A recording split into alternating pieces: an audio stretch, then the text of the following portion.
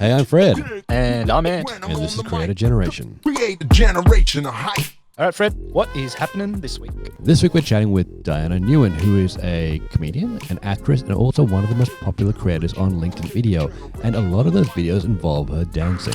I had people driving 8 hours to see me, from Houston to Dallas, from New Jersey to New York, someone from Virginia to New York. It was crazy. Before we get started, just a quick reminder that we have Changer College, which is going to help you become an even better YouTube creator. And you can find it at changercollege.com. That's CHANGER college.com. Let's get into it. Let's get into it. Diana Nguyen, welcome Yes. to Creator Generation. Thank you. Thank you for having me on. Thanks for joining us. Now, I reckon, as everyone knows who listens to this, I'm going to do a shocking job of introing you. So please introduce yourself. Who are you? I am an actor and comedian. I've been working in Australia and around the world for the last 15 years in TV, film and stand-up. And I'm also an LinkedIn influencer on LinkedIn dancing all around the world. Yeah, that's me. On LinkedIn dancing. There's Yes. so much to unpack there. Where do There you is. start?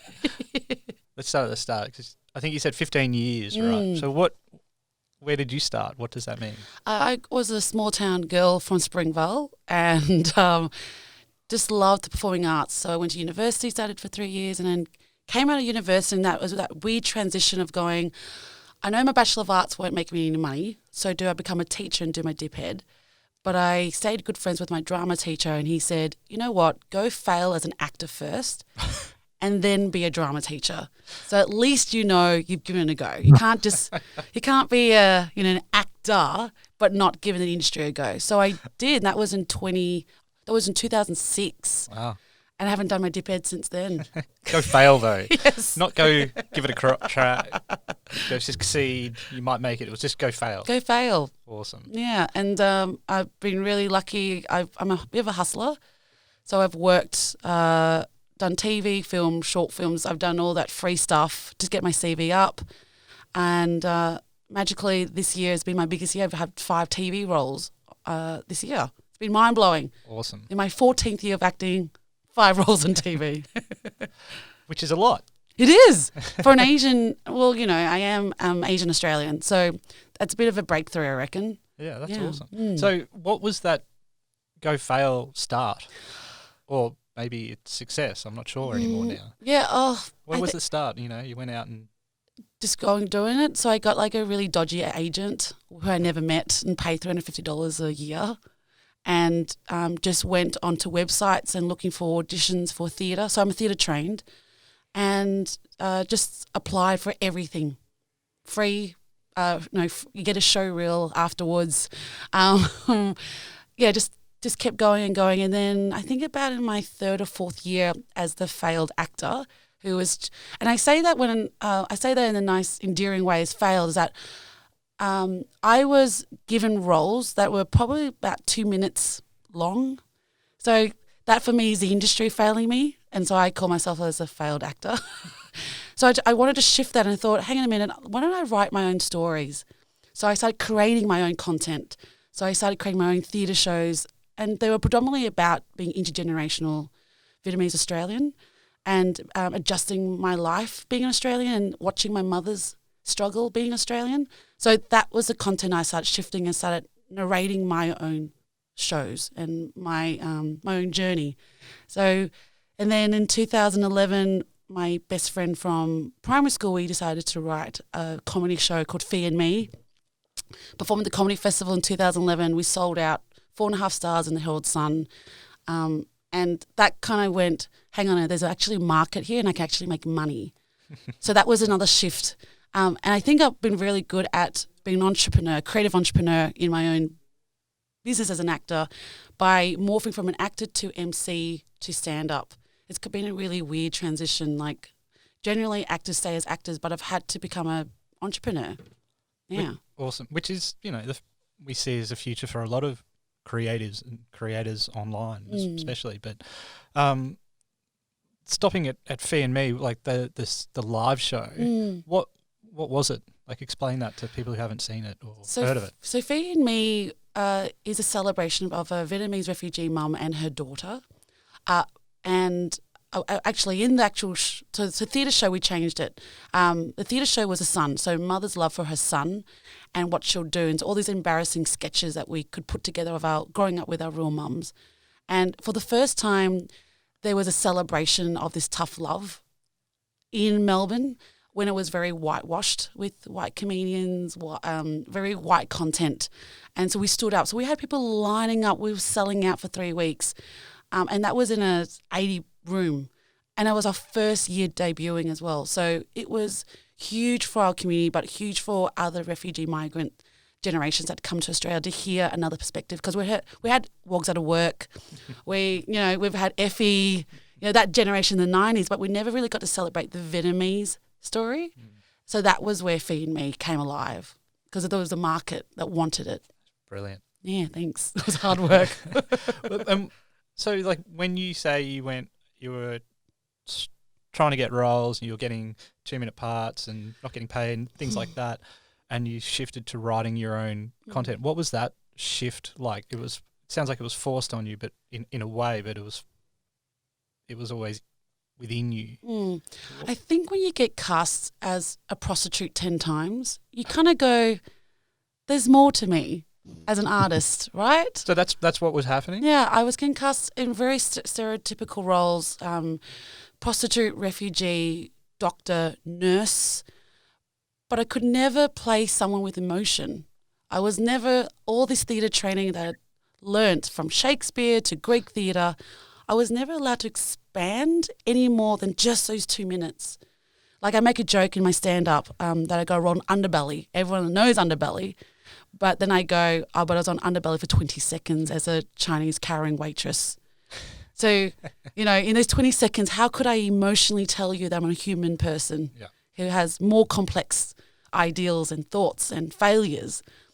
I couldn't. So that's why I had to go and write my own work to show you that I am a complex actor. I can go there.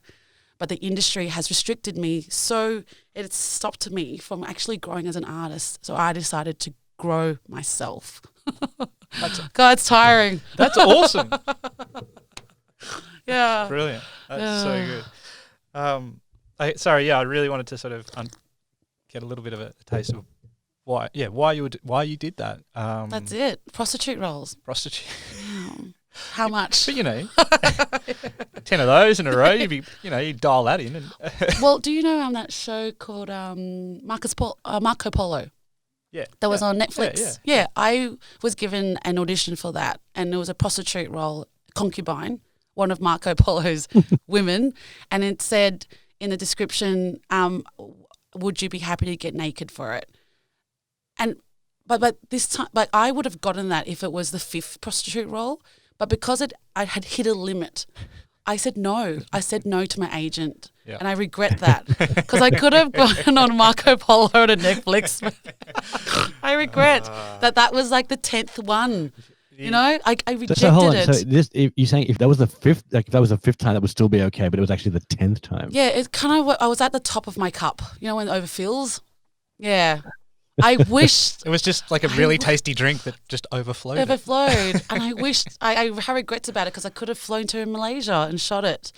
I would have met Remy He, who is like the star of Marco Polo. I could have met him and could have been friends. Could have been naked with him. Could have. Or his body double. Yeah. Could have made my mum proud. Yeah, that's a regret. That's a regret. I didn't take that prostitute role. Ugh. So you're saying the only roles that were available were either prostitute, doctor, refugee, or nurse? Or drug dealer. Forgot that one. Oh. Yeah. Gangster. Back in the day, the 90s. The bits were out on the street. Richmond and Victoria Street, I guess it was sort of normalised, right, that was kind of accepted. But you were, you wanted to break that new ground. That probably, did it feel like you were pushing boundaries, or did you feel like this is just something that it just makes perfect sense to you, and why doesn't anyone else see this? I knew I was making work that was wanting to be seen when we were selling out. And when there's exchange of money, you're like, well, this is a good deal as an artist. Yeah. It's like, oh, you're giving me money to see something that I've made, not because someone else did. I did it. So that was very groundbreaking for me as an artist. And then since then, I've just been making work all the time. I've just been churning out work, and hence why I'm very productive and tired as well, especially when you're always making work and work and work. But in the last 2-3 years, I've just found that work's been made for me. So that's been the beautiful exchange. So Me sold out. You sort of showed there was awesome appetite for different stories. So you alluded to it, but what did you do? What sort of came next, or what was your next step? So we toured all around Australia. We went to Edinburgh, and I went to the US and performed in Orange County, which is the largest Vietnamese community that migrated after the Vietnam War. And I would perform with 2,000 people in the audience for 4 hours. I was emceeing, and it was so electrifying to get 2,000 people to dance with me. I'm a bit of a dancer. Kim Hung knows how to get 2,000 people standing up and roaring. And that's what I love as being a performer, to get the change shift. That's why I am an actor. It used to be, and to be quite frank, I wanted to be famous. I wanted to be successful, and that was famous. But I realised as I've matured as an artist, I wanted to shift people from the level of sitting to the level of getting up from their soul. Just like that little shift in them to see some joy. So to get those 2,000 people standing up, I just realised, hang on a minute, I can't do this every night with 2,000 people, but I can do it by making a web series. By you touching a button on a computer instead of me coming to your house and performing in front of you to give that joy. So that's when we shifted into the next level, which was the web series, and using technology to spread this story out further around the world. And that took 5 years. And String Nguyen, she was like a huge champion who supported me with the first crowdfund technology again, raising $11,000, singing karaoke, dancing. Well, let's unpick that a bit. So let's tell what is the web series? Yes. And then I really want to know how you got it made. Oh God, sharing that with everyone. Story. Well, it's important for people to hear that you can't just sell out theatre shows and then just I'm going to make a web series and just make it next week. I mean, you said it's 5 years. It took 5 years, yeah. There's a lot happening in that 5 years. But so what was the web series and what was the web series? So the web series was okay, let me just start from the beginning. Of the mission of the web series was that there has never been a Vietnamese Australian family comedy series celebrated on screen ever in the world. That not even in America, not in Australia, not France, Germany, there's never been a web series created about a refugee's mum experience raising children, intergenerational conflict between two parents from a Vietnamese background. And that was mind-blowing for me. Like, I would have thought someone in the first generation would have done that. But it came onto my lap because I was researching and finding there was no narrative. And I think also in that time I was trying to heal my relationship with my mum as well, and wanted to understand her journey as a mother. And so if we go 2014, I'm sitting with String. I've probably met String 3-4 times, and I just said to her, I want to raise money to make a web series. And she said, all right, I'll support you. Go on Possible.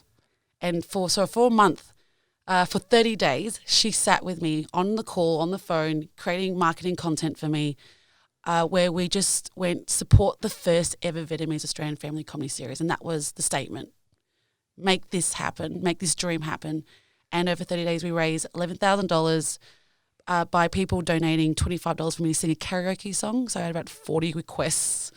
So what did you do? You said, as part of the reward, if you pay $25, you get to choose the song? You get to choose a song, and I was singing character. Awesome. Yeah. That's brilliant. Sorry, how many people picked it up? How many people? 40 people. Awesome. And the funny part of this is that I was going through a breakup. So doing the crowdfund actually got me through the breakup. Yeah. I was like, after filming and, singing the song, I was like crying. You're like, the art saved my life. Like, as long as people didn't choose breakup songs, you're okay. Yeah, it was like, it was like Let It Go. It was My Neck, My Back. It was great. I was in it. So we raised $11,000, and then we had to write it. And it's a really funny thing. I never really believed that we could raise that money, But when people give you money, they give you responsibility. So now we had to write it.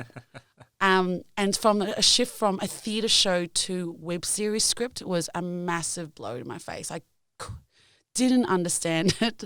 I hadn't learnt about it. So it took us 2 years to write it. Wow. Yes.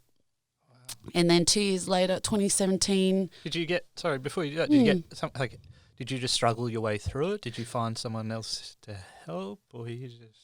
It was poor planning. I'll take that. Which is my co-creator. She doesn't work in the industry, so we worked around her school holidays. So she's a teacher, so we only wrote during school holidays, and because also I was hustling my other business, which was getting me up as well. I was balancing on this where I wasn't getting paid, so I didn't know which one was more important.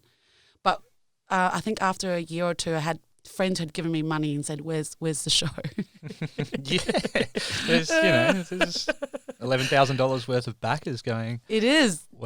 What's happened? Yeah, and Vietnamese culture, when you give people money, it's kind of like loan sharks. There's a lot of liability.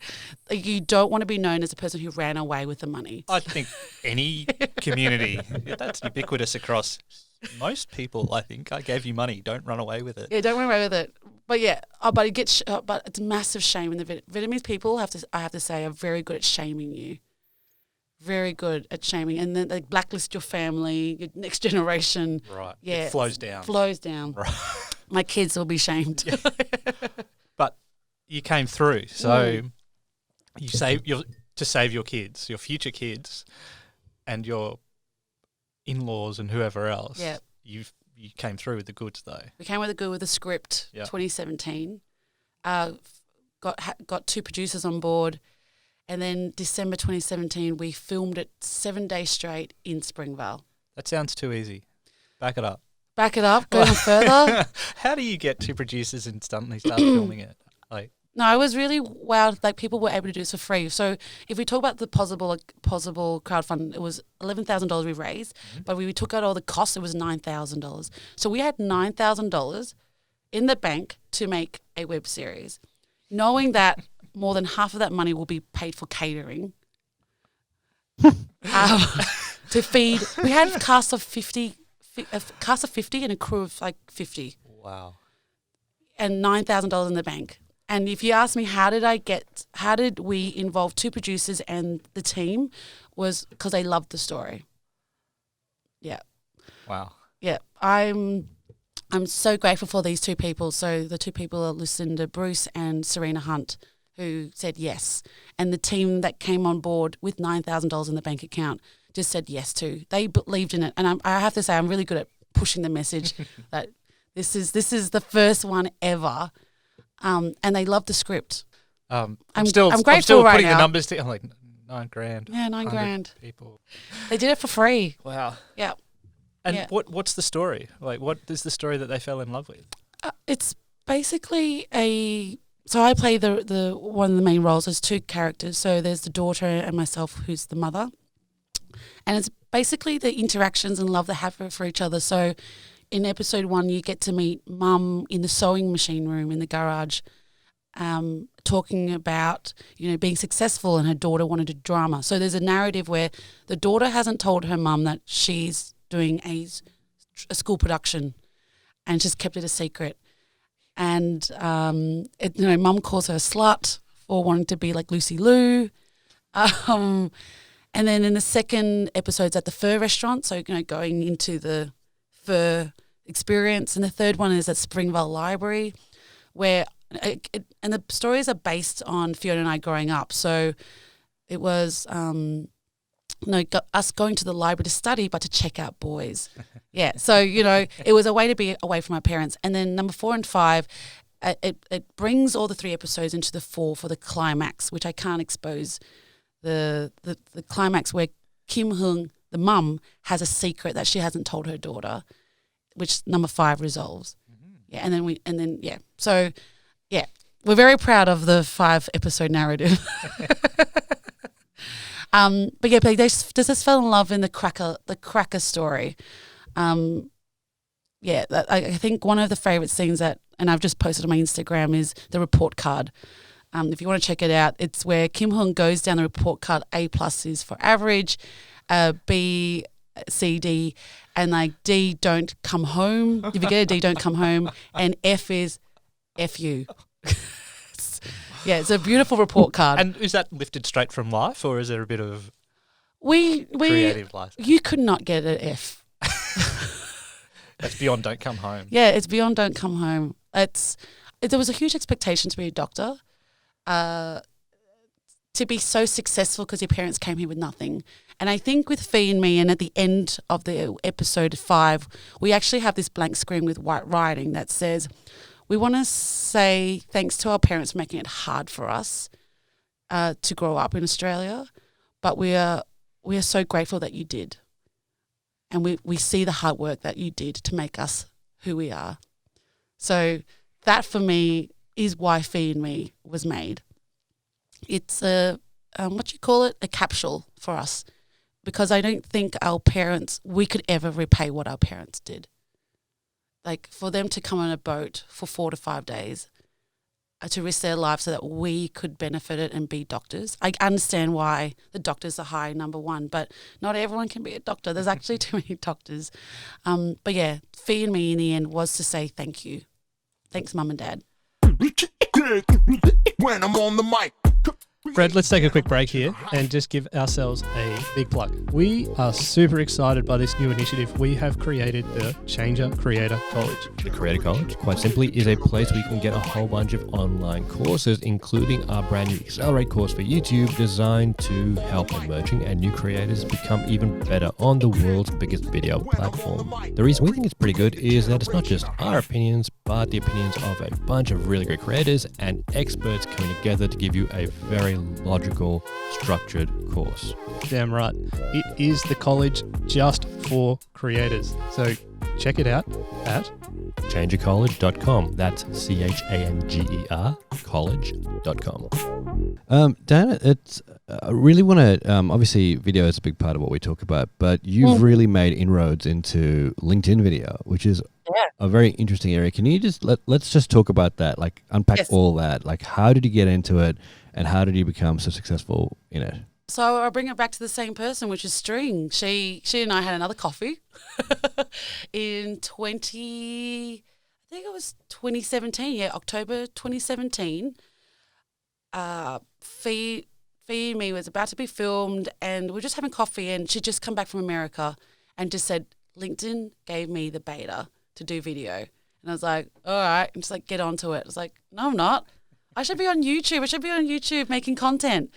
And she said, no, trust me. And so then I posted my first ever video October 2017, and just kind of watched what people were doing. So video had only been released 2 months prior to this, so it was very brand new, very fresh. And then I just started talking to camera, just uploading like a video blog. And then one day, I'd flooded my mum's living room with pink water, laundry water. And I was like, I posted this video on Instagram, on my Facebook, like, ha, funny. And then I thought, let's just test it out on LinkedIn. I popped it on LinkedIn and it went viral. And it was funny. Before I had posted that video, I said to String, what should my hashtag be to, this could be something. And we was like trying to figure out, is it dancing D, dancing what? And then I said, let's put my name on there, Dancing Diana. Popped it on, it went viral. And since that laundry powder video, I am known as Dancing Diana on LinkedIn. And I used to dance about 3 times a week, but now I dance once a week because they know who I am now. Just from that accident, that failure in my mother's house. Yeah, it went viral, and so just been dancing ever since. So you were dancing in that video? Yeah, to Raining Men, and I was like lifting water up from it flooded, like I was puddling in my mother's living room. So you thought, instead of like, oh crap, I've ruined the house, I'm going to dance and record it. Yeah, my brain was thinking, well, because I was already doing that for Instagram, but no one was watching. It was like 400 views, and then I went on LinkedIn, and I think. But at that time there weren't views, but it was like 200 likes on LinkedIn, and that was huge. Right. Yeah. So I think before we go further, Yes. and she's been mentioned a few times, who's String? Maybe give an introduction to String. Cause, Yes, so I know who String is, but yeah. our listeners probably haven't. Well, some will. But. String Nguyen is a marketing and geek, and she tests a lot of beta for a lot of companies. So she did Meerkat. She worked on she won an award with a bunch of women for a Snapchat series, and she was just testing so much stuff that LinkedIn said, here's the prize. Can you test out LinkedIn video? And so when she went live on, when she posted a video on LinkedIn 2 years ago in August, it had 200,000 views. It was massive. It blew up. And so that started the journey of video. Yeah. And drumsticks. She loves fried chicken. Fried chicken. Yeah. And she was like the biggest LinkedIn video creator in the world at one point, wasn't she? She's the OG. There's probably 2 or 3, 4 people who are OGs on LinkedIn. I'm on the next level OG, but she's the original OG. Yeah. And I'm very, very, I treasure our friendship a lot. She and I have supported each other heaps in both our works. So LinkedIn video, like it's obviously, and where's it gone for you since? And like, who's your audience and how do you make it work? It's been curious because I am an actor and comedian on a platform for business and corporate. And I first started out on LinkedIn as just an entertainer. I'm just going to be playful and fun and just dance. And I snort a lot on LinkedIn in my videos as well. So my community on LinkedIn actually created a hashtag for me called Embrace the Snort. And so I've got a community of snorters who support me. But I think the kicker happened was when I was crowdfunding for Fee and Me and asking for more money, and we got sponsorship. So then I realised that was another way for me as an artist to get money to sponsor my work. So Fee, we got like 2-3 businesses who jumped on board and gave us a couple of $1,000s. And that was great. And that's, if you think about it, why wouldn't you be on LinkedIn? Because that's where corporates are. That's where the money is. And then I did my stand-up show this year called Dirty Diana. And String had LinkedIn Live beta. And Good Soul, like her, she said, come onto my show and sing karaoke. Because a couple of months before that, I had sang live on Facebook Live for 4 hours singing karaoke. Like a karaoke-thon, and I talked about this on the project. It was like people were donating $30 a song, and I raised $4,000 in 4 hours on Facebook Live. Wow. Yeah. So then we transferred that from Facebook to LinkedIn, did the same thing, and I sang for an hour or 3 hours and raised $1,500 on LinkedIn Live. And we had set up like a link for them to donate, and the songs would come up and we'd sing it. And then I realized that this is where I could harness my community and get them to support me as an artist. And it's been mind-blowing and great. So when I went to the States in July and August, I went to 7 cities around the US and Canada and Toronto and danced with my community. Yeah. What do you mean danced with your community? What does that look like? I'm intrigued. Did you tee it up and go, hey, I'm coming? Yeah, hi, I'm coming, LinkedIn Local. So in each city in the world, there is a LinkedIn Local community where someone organises a community of people who make content on LinkedIn. So I'm a co-host of LinkedIn Local Melbourne. So we meet up probably 4 times a year and have this event. It's quite cultish. People just love LinkedIn and the community it creates because I make very different content from LinkedIn people. I talk about freezing my eggs and about love and heartbreak on LinkedIn. And the reason is because I guess because LinkedIn people had always assumed it's about corporates and about how to make money. But I'm going right behind the scenes, which is what makes you a human being to go make the work. Yeah. And because I'm not aligned to a business, I can't get fired. So I have the freedom to speak about this stuff. So I have spoken about heartbreak on LinkedIn and had 32,000 views in one day. I've talked about freezing my eggs.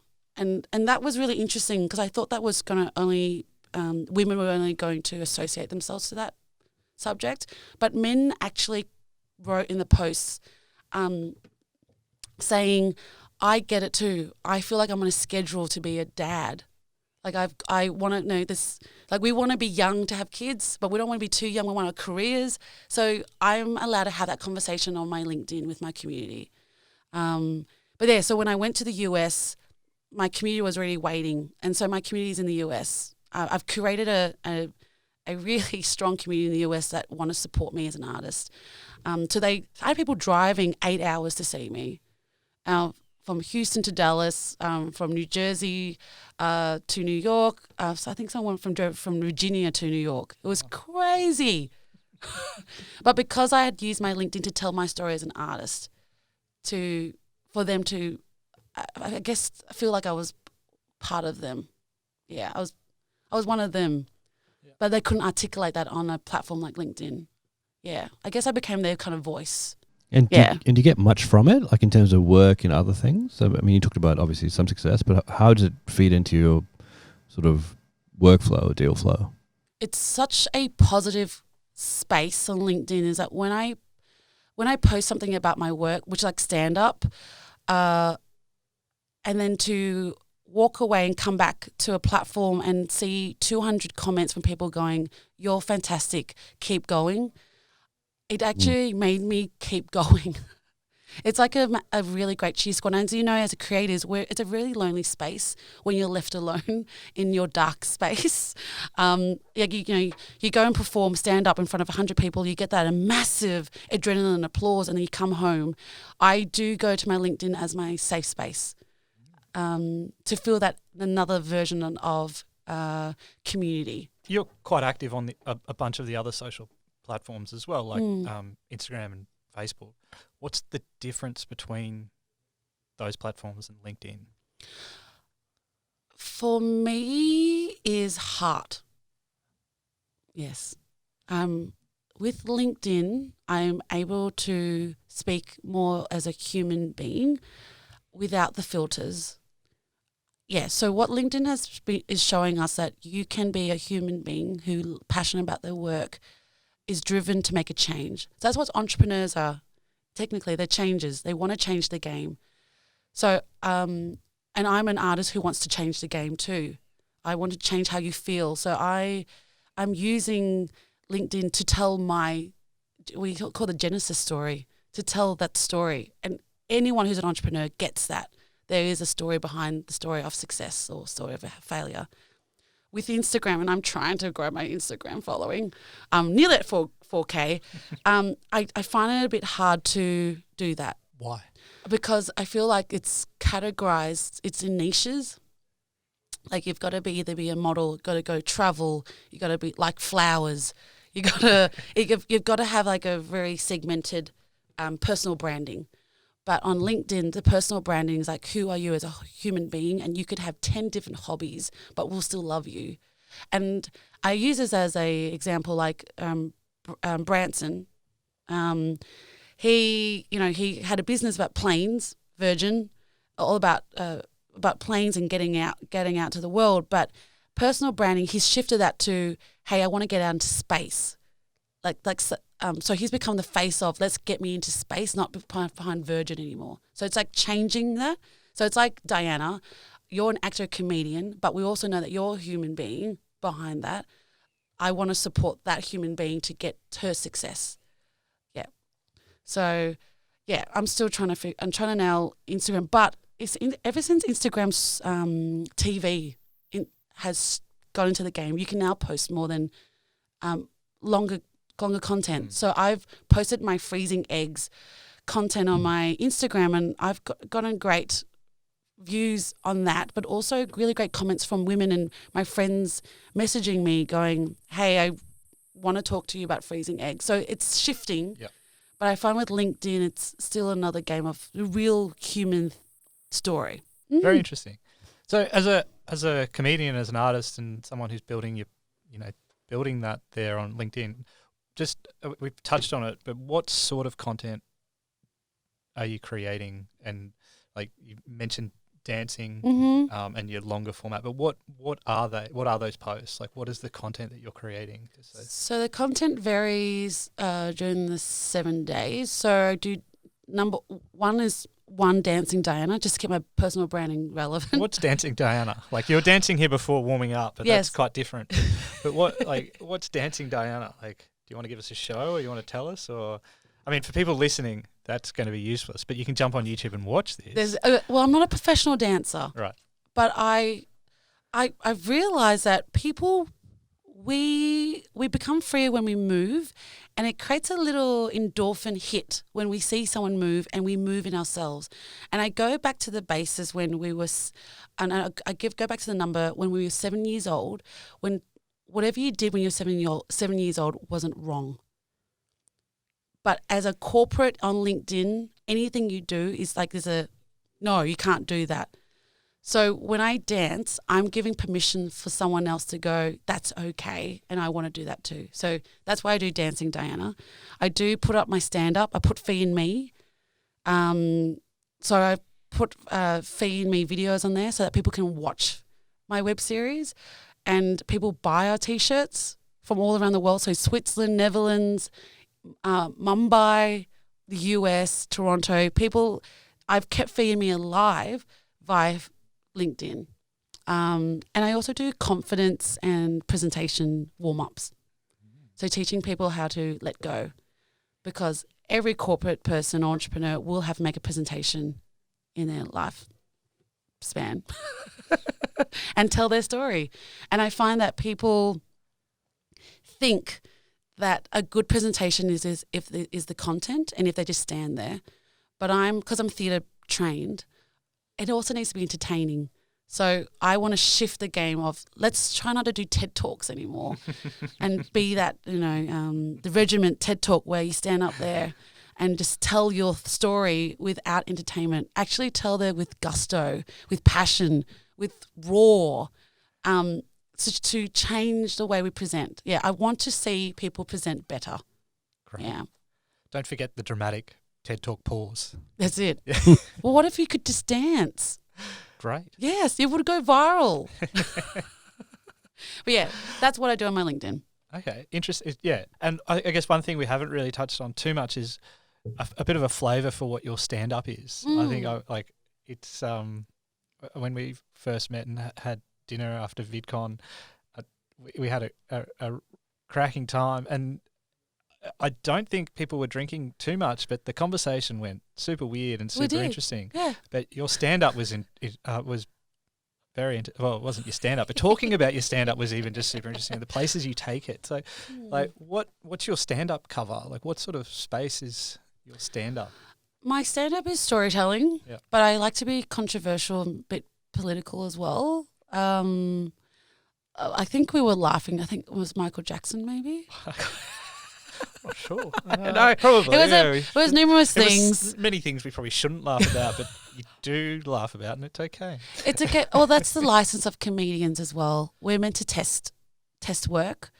The one thing I guess I wouldn't tolerate would be race, I guess. Yeah. Like, we can talk about human beings fucking up. I hope I can swear. Yeah. Stuffing up. No, you're good. You're right. You're okay. Fine. Yeah. But yeah, I guess for me, if a white comedian still does jokes about other races for a quick gag, then I would pull the pin on it. But yeah, I think we did talk a fair bit. I think you guys were a bit shocked. No, I was just entertained. But I just want people to get a taste for who's Diana the comedian, the stand-up. Well, I do talk about prostitution and but and the main core. I think about my 2 shows. I did 2 shows one called Naked. Naked. Well, the reason why I got into stand-up was because the acting roles kind of dried up, and I was really tired of doing those 2-minute roles as well. And paying Fee in Me is not the most attractive thing I could do. It's not the most attractive character. So I thought, why don't people just see Diana Nguyen, who she is as a human? So if we're talking about the LinkedIn human, I was like, let the world see who Diana is. So I think my first show, I talked at the end of the show. I talked about having my email hacked, and someone had hacked my email and downloaded my naked photos, So I use that space to use comedy to talk about that. Yeah. And being a prostitute, like a real life prostitute. Rather than the 2-minute cast one. Yeah, too much cast one. And then Dirty Diana was like, I don't know what content I can actually say on here. You can say whatever you can say whatever you want. Okay, this is a free space. Great. So in yourself. Dirty Diana, I talked about because I am a single woman, 34. You're on dating apps and stuff. And I went on a date with this guy. Took this guy home, and he left a shit stain on my bed. He didn't just take a shit on you. No, sheet though. It was a stain. It was a skitty. strip. It was an air strip on my white sheets. And the funny thing wasn't him leaving the shit stain. That's yuck. But what was disgusting was that I, as a woman and caring, beautiful person that I am, decided while he went to the toilet to clean his shit stain so he wouldn't know. Who does that shit? Me. You, clearly. I know. Did he notice? No, Come back because and you've got the scrubbing out. No, and I was like scrubbing the shit out of it. I was like a DJ. Like, yeah, I was on my fours, like scrubbing, and then I got a towel and covered it to protect this human being that I would never ever see again. So that's where my comedy is. It's like what Diana does. That's awesome. To care about people. Shit stain guy. So that's what I do talk about, yeah. So just telling you guys, just wipe your asses, all right? Just wipe your asses. Before you go home with a lovely lady, hygiene. Yes, hygiene, please. Or I will clean it, whatever happens. Whatever happens. Yeah, so that's what my stand-up is, yeah. But I've got a show on next year called, it's a brand new show called Chasing Keanu Reeves. Yeah, because we're always chasing something. Yeah. So you go and chase poor Keanu? Well, it's a bit hard now because Keanu's actually taken. I hear that. Yeah, he's taken to this really beautiful woman. But I You're going to go and find her and deal with that, or is that the show? No, no, I think the real reason why the show's called Chasing Keanu Reeves is that we as human beings are always chasing something that we can't have. So that's going to be the basis of it. Like we're always chasing something. Yeah, I'm always chasing for the best pimple popper video. Have you seen? Really? I love Dr. Pimple Popper. If you're listening to this, I am a huge fan of Dr. Pimple Popper. Like she relaxes me. Yeah. Have you not seen her videos? Not specifically. I've seen some shocking ones before. Yeah. Oh my God, that can't be humanly possible. But I've only seen it maybe once or twice. I didn't think it would be a long-term thing. It's a long-term thing. The reason why we watch her is that we're chasing for perfection, aren't we? Why are we popping these pimples for? It's a release when she takes it out. Like she pulls it out, pulls out the whole socket, pulls out the bag. It's amazing. Did you know there's a sack that the pimples held in? No. I don't know where this got to. Fred, did you have any idea about any of this? I had no idea. No. It's amazing. Just watch her. I actually watched her video before I got in here. Just to get your mind right. Mind right. Yes. Technology, Instagram. Yeah, a bit of a dopamine hit before you come in. Dr. Pimple Popper. Yes. I like the name. Yeah, it's just very What good. were we talking about? I'm so my mind is gone. Chasing Keanu Reeves. Chasing Keanu. Chasing the perfect. Oh, of course, the perfect pimple chasing popping. chasing the partner, chasing the followers, chasing LinkedIn. Yeah. So other than perfect pimple popping, what are you chasing? Like honestly, If you want to be. I think I'm chasing me for the first time. What does that mean? I think if we're going in, Going heavy. Yeah, very heavy. I think for a very long time I was told that this is how I was meant to live, and I think I've realized that I don't need to live like that. And if I go even deeper, and that's why I was talking about that breakup video on LinkedIn, that when I posted that video, I was scared that I was going to get trolled and someone going, oh no, not another sob story. But it was a sob story. But I posted it because I wanted people to feel a bit deeper in their lives, more than what we're seeing on social media these days. I think we sometimes are too filtered and we forget what it is to be a human being. And my heart was really ripped out of me because I thought I'd met the father of my children and I was going to have kids with him. And I did that video because I wanted to remind myself that this happened in my life and I'm going to go better. Yeah. So that's why I posted it on LinkedIn, because it's been nearly a year now. It happened 2 days before Christmas last year. And it just made me realize I've got to do more for me and chase this person who is creating all this content, right, for other people, but I need to do something for me, and which is I want to be a mum one day. So I am chasing me to be the better person, to have great kids so that they can change the world, because I think the world that we're living in is quite scary. Yeah. And I was part of the Extinction Rebellion protest, and that really shifted I really want to use my influence on LinkedIn to change the numbers game and the money game on LinkedIn, to make people remember why we're doing what we're doing is human survival, human beings. Yeah, Took this in a really heavy direction, didn't we? Yeah. Damn, didn't expect that. But that's important. It's very important. It's incredible. And that's but why do you guys do what you do? Shits and giggles. No. I know. Terrible of me to take your deep, meaningful, and not give you a real answer. No, that's my stand-up. Well, that's what I do stand-up, is to make people go a bit deeper. Like, it's shit and giggles, but in reality, what else is there? Yeah. So my comedy is a bit darker than most people. Like, you come out with like oh, wow, that was funny, but that was deep. Yeah. Actually, on that note, we actually have run out of time. Yeah, no, you got so much stuff. We have, and that's not an escape mechanism, so we don't have to talk about why we do this, but we have. But as we always say to all the creators we have on here, do you have any tips for emerging new or current creators on video platforms? How to be the best they can be? I guess the first tip I would say, show up. Just start making the content. And take out your own filter of stopping you from doing it. That's from my experience. When I first jumped on LinkedIn, making content on LinkedIn, people were like, why LinkedIn? And then I guess now I'm saying, why not? Why not trust yourself and just do it? So, this is a learning process as well, which is if you keep making content, that first video that was so shit won't ever be seen.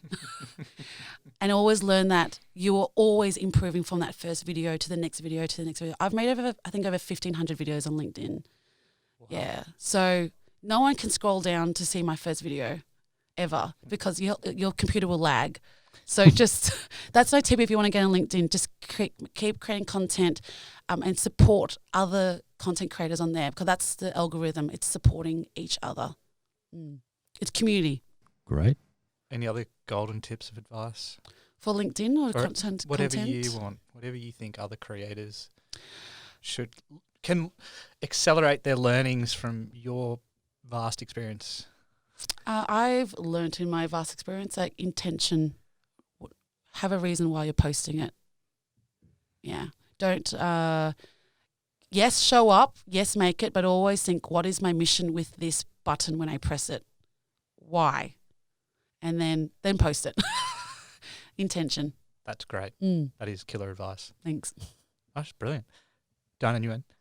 Dancing Diana. Thank you. Thank you so much for joining us on Creator Generation. It's been so much fun.